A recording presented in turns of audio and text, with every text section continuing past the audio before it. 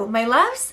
Welcome back to my channel, or welcome to my channel if you are new here. Hi, hello, my name is Loey and Merry Christmas. And if you don't celebrate Christmas, then happy holidays. If you don't celebrate anything, then I just hope you're having a great day. I have been kind of absent here from YouTube this month so far. And the holidays are just always like so weird and so hard for me, especially when I'm in my dad's house. I know a lot of you are probably having a weird holiday season as well. With the coronavirus, none of us can really travel right now. We can't go see our friends and family and spend the holidays with them unless we're very, very blessed and live in the same household or something. So I just wanted to spend today with you and talk about some scary Christmas urban legends. And I didn't really want to do it alone, so I entrusted one of my close friends, Nathan. His channel is NBurd here on YouTube. You guys have probably seen him before if you're familiar with my channel. And today we're going to be looking at 5 of my absolute favorite scary Christmas urban legends, myths, everything like that.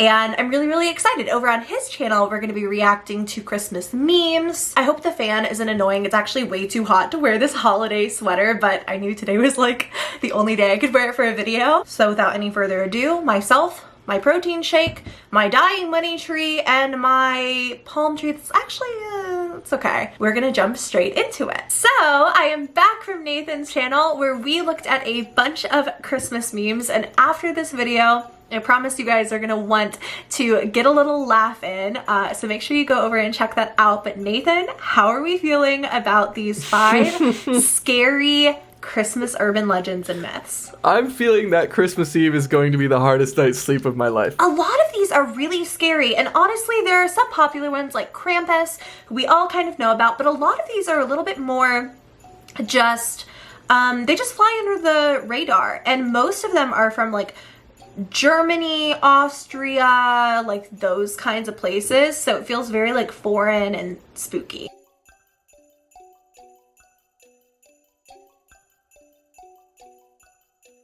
Well, this first one I actually picked specifically for you, Nate, because we were talking about Frau Perchta. I hope that's how you say her name. I did take like 2 years of German in high school. I know how to say Frau. Perchta, not so much. But she is known by many different names in various culture, but namely Bertha in the United States. No. Which I think is really funny because that's the name of Nathan's demon computer that is just holding on by a thread. Am I gonna, like, is this, when I go home, am I going to be murdered by my PC after this? You might be. Bertha may have been in disguise this whole time, waiting to punish you. Alright, well, that's enough for me. Thank you for having me. I'm gonna go. So we're actually going to be calling her Bertha, kind of in my story, but she's also called the spinning room lady, which I think is really interesting. At first I thought maybe spinning was part of the punishment, like literally spinning in a circle, but it kind of ties into weaving, and particularly like spinning yarn? Yeah, like making clothing is like a huge part of this story. So Frau Perchta, Bertha, Queen Bertha, she is a staple in the Alpine regions of Germany and Austria, and she is depicted with a beak nose, specifically made out of iron. She's often depicted carrying a cane, and she is clothed in rags. Now, one of the most standout parts about her outfit, her favorite accessory, is the long knife that she carries under her skirt. Yeah. So while she herself is actually clothed in rags, she's very concerned about what other people are wearing and how people keep their homes. So the legend of Bertha states that you have to have your home, yourself, your sewing, spinning, weaving, whatever, your new clothes in order by January 6th or the 12th night. Now, according to the legend, when the Christmas season was over, it would be a time to set up the upright loom, at which time you must have enough thread to warp it and start your weaving. Maybe I wrote that wrong, maybe it was wrap it. Basically what this is saying is that you have to have like your new clothes and everything done for the year at this time. It may sound a little bit funky to us, but in these kind of alpine cultures, every single year they would probably spend this time during the holiday season making new clothes for themselves, for their family, and for a lot of them, they're probably not going out and buying them back in the day whenever this was popularized. They're probably weaving themselves at home. So it's kind of a legend set into place to light a fire under people. Because if you don't have your new clothing done by this time, lazy ladies who haven't finished all their weaving, is the example that we're given here, Bertha will trample and set fire to your half-spun fibers. Now, so is this legend just an excuse for arson? You know what? It might be. It might be an excuse for arson. Now,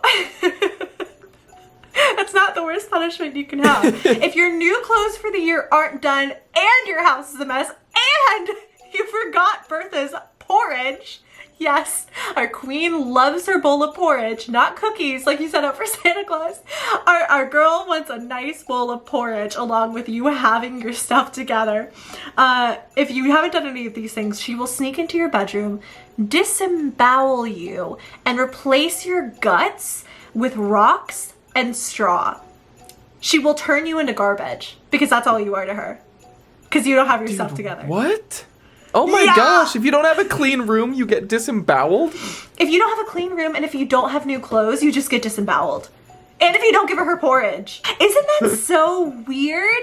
Like, it actually is very scary. Like, it's weird how we have Santa Claus, dear Saint Nick, who, ooh, if you weren't good this year, he'll leave you a little lump of coal. Over in these alpine regions of Germany and Austria, you're gonna get disemboweled. You're just gonna get disemboweled. Santa and Bertha would be kind of like a really good tag team, because if Santa left the coal and then Bertha came and lit everything on fire, like, I don't know. Wow. Maybe they're in the dogs cahoots. Just started barking. Yeah, no, I feel like they're like, she's outside, girl. Yeah. Wow, they really would be a good tag team, huh? All right, next meme. Next meme.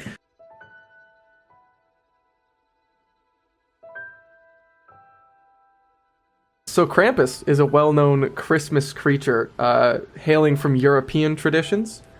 His name comes from the German word Krampen, which means claw, and he's half man, half goat, who comes every year to chase naughty children and perhaps drag them to hell. It's really interesting, number one, that his name comes from the word claw, because he's a man goat. Where does he get the claws from? That's true. Maybe it's like the goat horn. Instead of being on its head, it's the claw. That does make sense, yeah. Yeah, and he may drag children to hell or eat them, depending on who you ask. Oh, well that's fun. It's part of this naturally balanced breakfast. There's this woman that I love on TikTok. She runs an account for her pet pit bull. And she was so sick of getting like the constant, like, she has a kid and all these comments would be like, oh, your pit bull's gonna eat your kid. So she just started running with it. And she's like, yeah, his balanced diet is we feed him a child like every day. And she started telling people for the holidays. That's the only reason we reproduce, is to feed the dog. Children would be visited by Krampus on the night of December 5th. December 6th is St. Nicholas Day in Germany, and children would rush outside to see if the shoe or boot they had left out the night before would be filled with presents or a rod, depending on whether they had been good or bad. So, I guess a rod is kind of better than coal. Yeah, I guess it's a bit better. At least it's like somewhat useful. Yeah, because like, I mean, back then, if the only game you had was rod and hoop, you know, and your rod was broken, at least you'd get a new one. I mean, I guess the rod was supposed to be vaguely threatening, but I feel like it's like more helpful. Maybe not more helpful than coal. Coal would actually be fairly helpful. At least you can like set that on fire, but that's true. It's still not that bad. The rod is what you get to defend yourself from Krampus when he comes for you for being really bad. Oh my god. It's like olden age lightsabers. Yeah. Oh my god, I love it actually. And if the kids were really bad, they would be punished by Krampus. Some stories depict that he ate the bad children, while others describe him dragging them to hell or punishing them in different ways. Yeah. And I do not want to know what those different ways are. You know, I didn't either, which is, I feel like we just leave it vague, because eating the children, that's about as far. Like, no more. That's about as much description as I and the YouTube algorithm can take. And in modern times, drunken men will dress up as the Christmas demon for a Krampus sloth. I don't know if that was right. I apologize if I butchered pronunciation. Good job. Or Krampus run. And the children are scared straight by the drunk men dressed as demons into behaving for the rest of the year.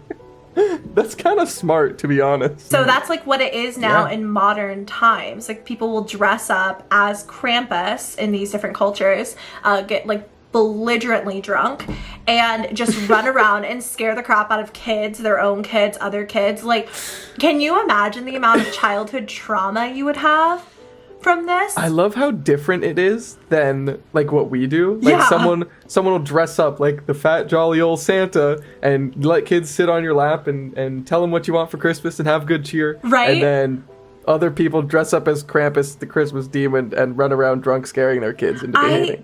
No, I literally just love it. I actually, the next one we're going to end up talking about is, how do you pronounce that? Belsnickel? Bellsnickel? I just know it from The Office. I don't know if that's the actual real pronunciation. When I was researching Belsnickel, I saw like photos of people in costumes as him, like handing out gifts to the children, because in his like legend he'll hand out gifts. But can you imagine, just like Krampus is just a Christmas demon. He just wants to eat and or send you to hell. Just wants chaos. Yeah. So nothing good there.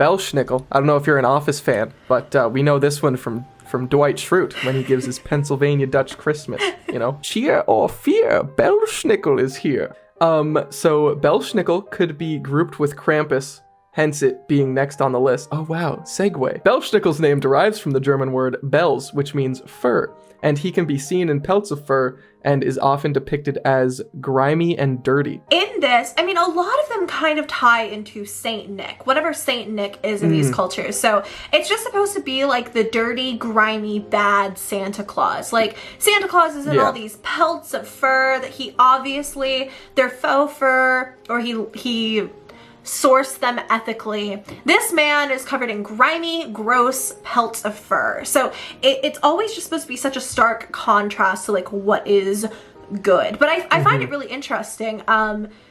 Belsnickel, I don't know, could be grouped in with Krampus. And a lot of people think he's kind of like derived from the two, almost a marriage of Krampus and Saint Nicholas, because he's not necessarily all bad. Like, Krampus is all bad, Santa's all good, and Belsnickel's the happy medium. He's like the marriage Or of the not so two. happy medium, as we're about to find out. You know, occasionally it'd be like that. Oh, this is so creepy. Are you kidding me? No, it's The legend so goes scary. that the first sign of his arrival is a light tapping sound on the windows outside the home. And he carries switches to punish misbehaving children. And if you don't know what a switch is, it's kind of like a, I don't know, it's not really a whip and it's not really a paddle. It's probably a mix between the two. I thought it was just a stick. My ear holes are too tiny for my Oh yeah. So Man. the switch, it's kind of like a long rod with a fatter end to it. A switch is a flexible rod which is typically used for corporal punishment. Switching is similar to birching. not a corporal punishment for the children.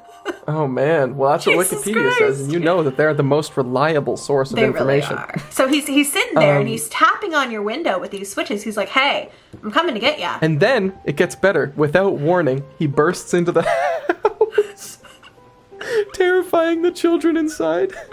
I laugh as a defense mechanism. I kind of liked it, but I almost wanted the legend to be like, you have like a few nights to get your stuff together. Like the parents of the kids could just go outside and like lightly tap on the windows. They could just like tap, tap, tap, tap, tap. And like that could be like, oh crap, I gotta stop acting like a brat. I can't be a bad kid anymore. Little training he's for gonna Belsnickel. burst in. I mean, hey, Belsnickel's not all bad. Yeah. Occasionally, when he visits children, he gives them candy. A little butterscotch candy for the young whippersnapper there. He just carries around like a sack of candy and nuts, just in Just case. grandma candies. You want some trail mix from Santa? Merry Christmas.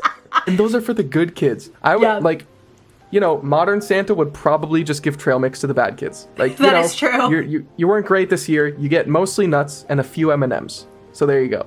Merry but Christmas. Belsnickel's like, no, the best of you, y'all get the trail mix. That's how you know he's strict. Santa just leaving a little lump of coal in your stocking. He's like, hey, better look next year, buddy. Belsnickel, he'll just burst into your home after tormenting you, lightly tapping on the windows like, ooh, I'm gonna come get you. You probably boarded up your doors. If Belsnickel was a Smash character, his only move would be taunting. He's just so scary for no reason. Oh, man. Oh, but Loey, it gets better. Okay. Belsnickel gives you a quiz. Oh, you get tested. He administers a quiz to children after entering the house. The questions include, have you been nice to your siblings? Have you done your chores without complaining? Have you respected your elders? And have you cleaned your room? If you fail this quiz, you're gonna get hit with a switch. But if you pass, you're gonna get some If you trail fail mix. this quiz, what is the airspeed velocity of a swallow? Nathan, would you pass or fail Bellsy's little quiz? Have you been nice to your siblings? I have been nice to my siblings. Okay. I have done my chores without complaint. Okay. I do the most chores in my house. Thank you very much. Have I respected my elders? Yes. Have you cleaned your room? Now that's the one. Do I still have a couple days, or is he coming like tonight? I feel like you would pass. Like you might get like a handful of trail mix. Like I feel like, have you cleaned your room? You could be like, listen, I'm gonna do it later, and he'd be like, all right, whatever. Like I That's won't. true. Because I just, I just came back home. I got some stuff everywhere. I got presents to wrap. Yeah. It's dirty because I'm doing good things. Yeah, So, I feel like you'd pass. You'd pass. yeah. All right. Cool. I think I would pass if too. the- My brother lives in my house. Like, of course I'm nice to my siblings. Done my chores without complaint. You know what? Honestly, no. I have not done my chores without complaint, but I'm only really complaining to myself. I'm not complaining out loud. Respected my elders, And you yes. still did them, which counts. Yeah. So maybe he doesn't even need to know that I have an inner monologue. I think I'd get a handful of trail mix. For sure. I think you would get some extra M&Ms in your handful of trail mix, but Thanks. And if the children fail the quiz, they're punished with the switch. But if they pass, oh baby, you get a little sprinkle of those nuts. Oh gosh. Other sources that I was looking at for this one, they described him as also having like cakes and like baked goods and stuff. But I kind of just like the idea of just candy and nuts. Like I like the trail He's like the weird uncle that shows up to Christmas with trail mix in his pocket and offers you a handful, and there's a little bit of pocket lint in there, but you take it anyway to be polite. And he's watching you, so you have a little bit, but you don't want to have the whole handful because you think there might be something wrong with it. So you walk away politely chewing what's in your mouth and then go to the bathroom and throw the rest out. Is this coming from a personal experience? Go watch the Office episode where Dwight Schrute dresses up as Belsnickel and asks the Office cast if they've been impish or admirable, and then gives them a little "Hopapa," as Chandler would say. I'm so glad that you're familiar with that. I saw when I was Googling it, the first thing that came up was the Dwight Schrute Funko Pop of Belsnickel. And I was like, wait, what? I haven't really asked. How do you feel like Belsnickel rates on this list so far? On a scale of like 1 to scary? Yeah. I think because there's more of a chance of, I don't know. I think he asks the questions. I think he's a little more polite. I don't really like the barging into the house and the tapping on the window, but I definitely think the first, for me right now, it goes Bertha's at the top. Yeah. Then Krampus, then Belsnickel. Yeah. I actually really agree with that. I think that Yeah. Bertha is by far the scariest. Disemboweling people like Bertha, replacing your intestines with rocks is not probably a fun time. She's probably mad the whole year. Rocks can't digest food. That's true. They can't digest food. She's probably mad because Santa gives her coal. He's like, man, you've been really bad. You've been bad this year. And that's how she got her pyro, I don't know where I was going with that. That's where she got her tendencies for lighting fires, because Santa gave her so much coal growing up because she was never good. And now she just wants to light other people on fire. Oh my god. It all ties in. And then Belsnickel just kind of watched. Everything's coming together. And now we are talking about La Befana. La Befana.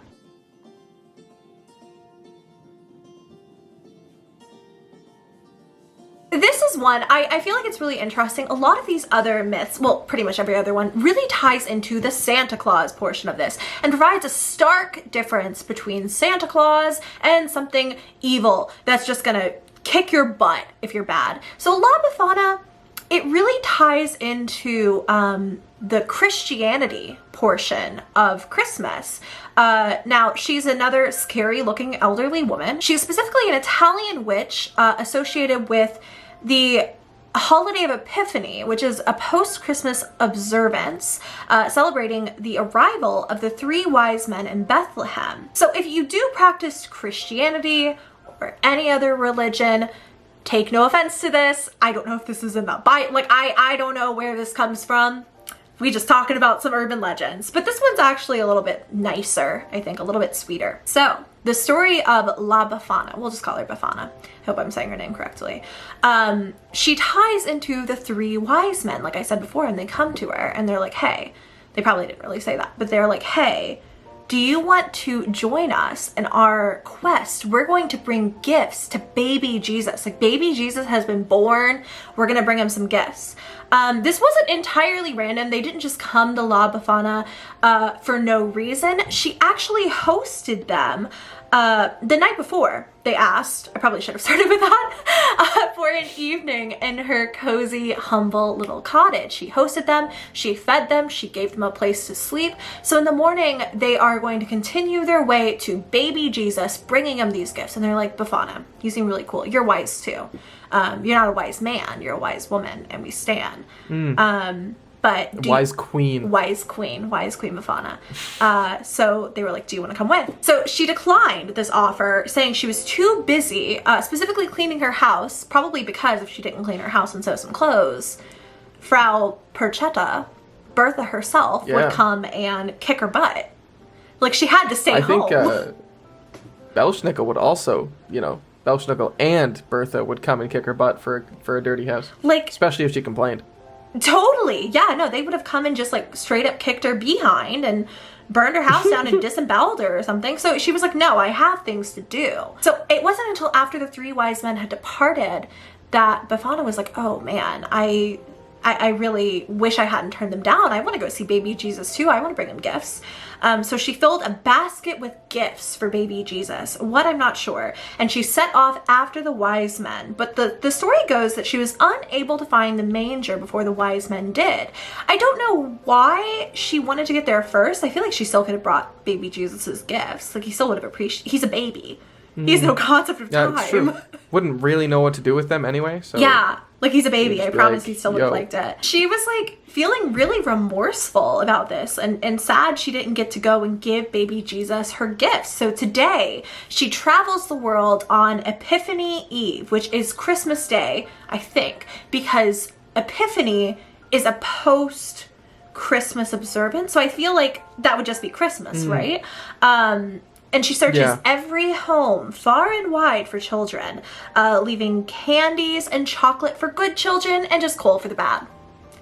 And that's her story. Oh. So she's like Mrs. Claus. Yeah. Kind of. Yeah, she's like Mrs. Claus. I think she's pretty cool. I don't think Mrs. Claus gets enough credit. You know what I mean? I'll just throw that out there. Thank you. I really think she helps Santa more than anyone wants to give recognition for. I mean, the man is like flying around the world one night a year. Just like leaving her with all these, I don't even know. Like, she probably takes care of the reindeer, the other. Yeah. Who supports him 364 of those days, you know? Like, Mrs. who does all the Claus. work? Probably her. Mrs. Claus. Mrs. Claus is really where it's at. And La Befana, she's kind of like Mrs. Claus. She's not really even scary to me. This one was just so interesting that I had to throw it in. This is super wholesome. Yeah. Yeah, so she's at the bottom of the list. I appreciate Befana. In terms of horror. While we had that little wholesome break, I couldn't leave you feeling warm and fuzzy inside. Oh, Loey, no. And so we are going to be talking about the Yule Cat.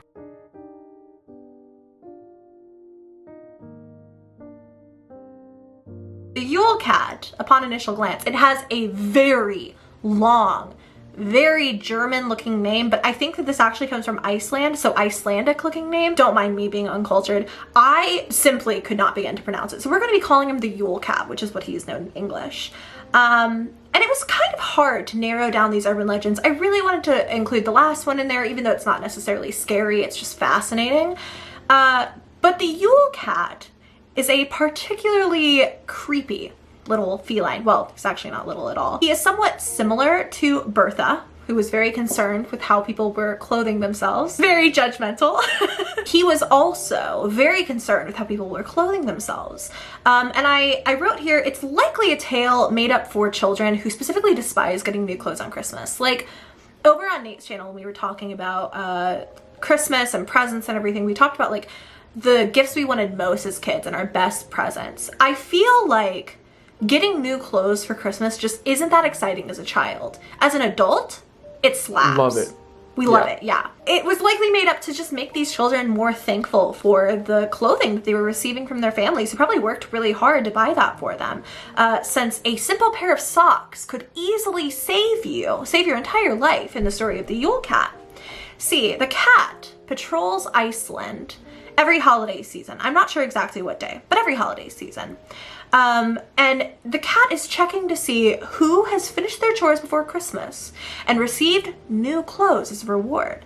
So I guess like the parents tell the kids, hey, you're gonna have to go face the cat, the Yule Cat, if you don't finish your chores so we can give you clothes as a reward. Honestly, that's a good system. I honestly think all of these urban legends were put into place to just stop kids from being little beeps. Little brats. You know what I mean? It's just all parents right? who don't want to put up with their kids misbehaving. They want all the chores to be done. Agreed. They want the house to look nice for Christmas. So they're like, hey, they're going to get you if you don't do it. So you better. Yeah. Like, well, in the example of the Yule Cat, this Yule Cat is not just like a little black kitten. I love black cats, side note. But this cat is huge. It towers over even the tallest houses, according to legend. Oh my So these God. lazy children that didn't finish their chores and get their clothes as a reward would have to face the Yule Cat. Well, what does he do? Well, for offending children, the Yule Cat would eat the child's dinner. And that's upsetting, but not that big of a deal, right? Well, that's just the appetizer. Because from there, the Yule Cat would move on to the main course. The No, not the child kid. themselves. Yes, the kid. Oh, not the kid. The Yule Cat eats your dinner. Like eating you isn't bad enough. He's like, yeah, I'm gonna The eat your dinner. You don't even disrespect get a last of eating meal. your dinner before it eats you is ridiculous. Like serial killers on death row get a last meal. This cat is like, no. No, you child, you didn't finish your chores. So this tale reminds children to Tail, do their get it? chores. I said this tail, get it? Cause, Oh, 'cause it it's went a right cat. over my head. I'm too tired. This tale, but reminds children to do their chores, be polite, and thankful for those hand-knit socks from Grandma this holiday season. Otherwise, they will literally be eaten by a giant cat. Well, And there you go. I must admit, like, my great grandma would always, like, hand make all the mittens for me and my sister and all my little cousins. So there were 9 pairs. So nice. And we would go into my grandparents' house and we'd go to the tree and there would just be a bunch of little mittens hanging on the tree. And we would all get our pairs and they would have like $20 in them.